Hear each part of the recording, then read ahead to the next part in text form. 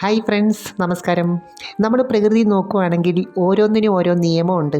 ഒരു വ്യക്തിയെ സംബന്ധിച്ച് ചില കാര്യങ്ങൾ കൂടുതൽ ആത്മവിശ്വാസമായിട്ട് ചെയ്യാനുള്ള സാഹചര്യമുണ്ട്.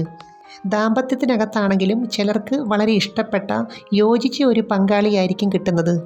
അതുപോലെ പങ്കാളികളെ സംബന്ധിച്ചാണെങ്കിലും സംതൃപ്തമായ ദാമ്പത്യ ജീവിതത്തിന് ഒരു പ്രത്യേക എനർജി ലെവൽ കീപ്പ് ചെയ്യേണ്ടതായിട്ടുണ്ട്.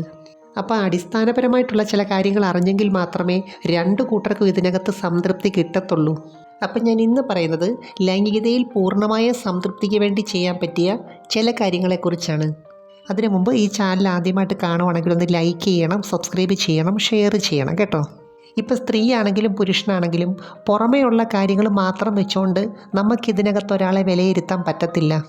ചിലർക്ക് നല്ല ആകർഷണം കാണും, പക്ഷേ കാമപരമായ വികാരം കുറവായിരിക്കും.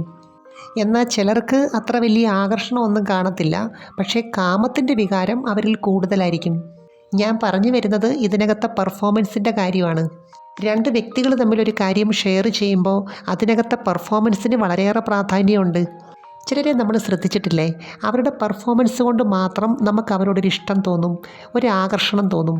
ചില പങ്കാളികളെ സംബന്ധിച്ച് അവർ മുൻകൈ എടുത്ത് പല കാര്യങ്ങളും ചെയ്യാറുണ്ട്. തുടക്കത്തിൽ ആലിംഗനത്തിനും ചുംബനത്തിനുമൊക്കെ വളരെയേറെ പ്രാധാന്യമുണ്ട്.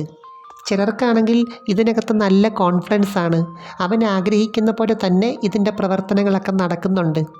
എന്നാൽ ചിലർക്കാണെങ്കിൽ ഇതിനകത്ത് അത്ര നല്ലൊരു കോൺഫിഡൻസ് ഇല്ല. മനസ്സിന് എന്താണോ കൂടുതൽ പരിചയമുള്ളത് അല്ലെങ്കിൽ എക്സ്പീരിയൻസ് ഉള്ളത് അത് ഓട്ടോമാറ്റിക്കായിട്ട് ചെയ്യാനുള്ളൊരു ടെൻഡൻസി ഉണ്ടാവും. അപ്പോൾ പുരുഷൻ്റെ കോൺഫിഡൻസ് ഇതിനകത്ത് വർദ്ധിപ്പിക്കാനായിട്ട് പങ്കാളിക്ക് പല കാര്യങ്ങളും ചെയ്യാൻ പറ്റും. ശരിക്കും പറഞ്ഞാൽ പങ്കാളിക്ക് അവനോടുള്ള താല്പര്യമാണ് അവൻ്റെ ഏറ്റവും വലിയ കോൺഫിഡൻസ്. പ്രത്യേകിച്ചും ഈ ഒരു സമയത്തുള്ള റെസ്പോൺസ് മാത്രമല്ല, ഇതെല്ലാം കഴിയുമ്പോഴുള്ള ആ ഒരു പെരുമാറ്റ രീതിയും വളരെ പ്രധാനമാണ്. ചിലരാണെങ്കിൽ ഈ സമയത്ത് പ്രത്യേകിച്ച് ഒന്നും ചെയ്യത്തില്ല, എല്ലാം പുരുഷൻ ചെയ്യട്ടെ എന്നൊരു ആറ്റിറ്റ്യൂഡിൽ പെരുമാറും. എന്നാൽ ചിലരാണെങ്കിൽ ഇതിന് നേരെ ഓപ്പോസിറ്റാണ്, തുടക്കം മുതലേ സജീവമാണ്. ഇവിടെ കൈകൊണ്ടും കാലുകൊണ്ടും ഓട്ടോമാറ്റിക്കായിട്ട് ചെയ്യുന്ന ചില റിയാക്ഷനുകൾ വളരെയേറെ പ്രാധാന്യമുള്ളതാണ്.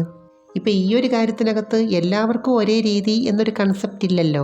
പങ്കാളികളെ സംബന്ധിച്ച് ചില സാഹചര്യത്തിൽ സ്വാഭാവികമായ രീതിയിൽ നിന്നും കുറച്ച് വ്യത്യസ്തമായി ചിന്തിക്കേണ്ടതായിട്ടുണ്ട്.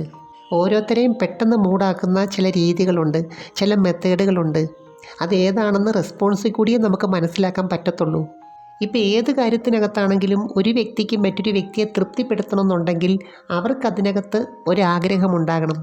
ഉദാഹരണത്തിന് ഡോഗി പോസ് ചെയ്യുന്ന ആളിൻ്റെ മൈൻഡും ചെയ്യിപ്പിക്കുന്ന ആളിൻ്റെ മൈൻഡും രണ്ടും രണ്ടാണ്. എന്നുവെച്ചാൽ എപ്പോഴും ആസ്വദിക്കുന്നതും ആകർഷിക്കുന്നതും ഓപ്പോസിറ്റ് പോൾസാണ്. പക്ഷേ രണ്ട് കൂട്ടർക്കും അതിനകത്തൊരു കംഫർട്ട് സോൺ ഉണ്ടാകണം, ആഗ്രഹം ഉണ്ടാകണം. പുരുഷനെ സംബന്ധിച്ച് ഇതുമായിട്ട് ബന്ധപ്പെട്ട ചില മസിൽസിൻ്റെ പ്രവർത്തനം, ബ്ലഡ് സർക്കുലേഷൻ്റെ പ്രവർത്തനം വളരെയേറെ പ്രാധാന്യമുള്ളതാണ്. തന്നെയല്ല, ഇതിനെക്കുറിച്ച് പങ്കാളി പോസിറ്റീവായിട്ട് പറയുന്നത് ഏറ്റവും ഇഷ്ടമുള്ള ഒരു കാര്യമാണ്. എന്നാൽ ഇതിൻ്റെ പ്രവർത്തനത്തിനകത്ത് എന്തെങ്കിലും ഒരു കുറവുണ്ടെങ്കിൽ പോലും ഒരു പോസിറ്റീവ് രീതിയിൽ വേണം അത് എക്സ്പ്രസ് ചെയ്യാൻ.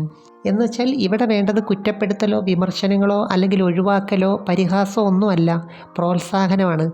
എന്നുവെച്ചാൽ ഇതിനകത്ത് പങ്കാളിക്ക് എന്തെങ്കിലും ഒരു കുറവുണ്ടെങ്കിൽ അല്ലെങ്കിൽ ഒരു പ്രോബ്ലം ഉണ്ടെങ്കിൽ അതുമായിട്ട് പൊരുത്തപ്പെട്ടു പോകാൻ രണ്ടു പേർക്കും കഴിയണം.